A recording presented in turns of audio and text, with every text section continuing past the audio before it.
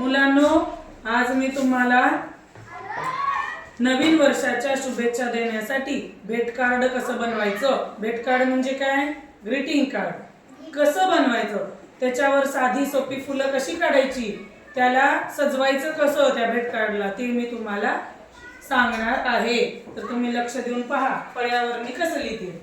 आता तुमच्या भेट कार्डाचं वरचं पान आहे, समजा असं हे पान आहे, तर त्याच्यावर तुम्ही आधी काय लिहिणार, नववर्षाच्या हार्दिक शुभेच्छा. बघा मी कसं लिहिते. आता थोडस याला असं जाड लिहायचं,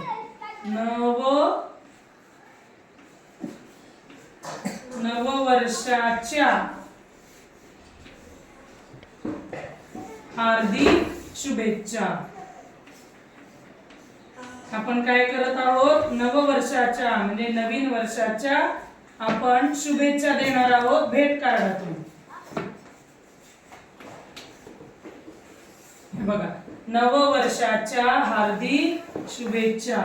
याला तुम्ही वेगवेगळा रंग देऊन याला डेकोरेट करू शकता आणि याच्यानंतर तुम्ही या ठिकाणी एखादी वेल काढू शकता. अशी बघा, मी इथं फूल काढते वेगळ्या प्रकारचं.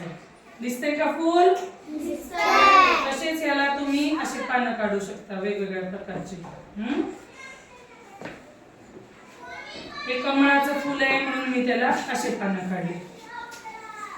पुन्हा तुम्ही इथं अशा प्रकारचं फूल काढू शकता ज्याने तुमचं ग्रीटिंग कार्ड एकदम सुंदर वाटेल.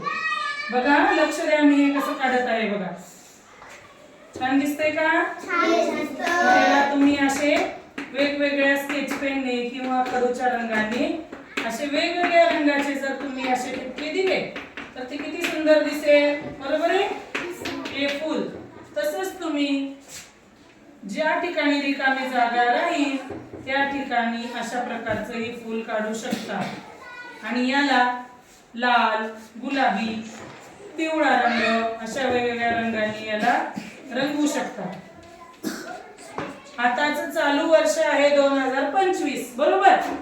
आणि आता नवीन वर्ष येणार कोणतं आहे? 2026. कोणतं वर्ष येणार आहे नवीन? 2026. तर ते आपण इथं लिहू शकतो 2026, कारण आपण ह्या नवीन वर्षाचं स्वागत करत आहोत. हे बघा, 2026 आणि त्या वर्षाच्या आपण हार्दिक शुभेच्छा दिलेल्या आहेत आणि त्याला डेकोरेशन केलंय.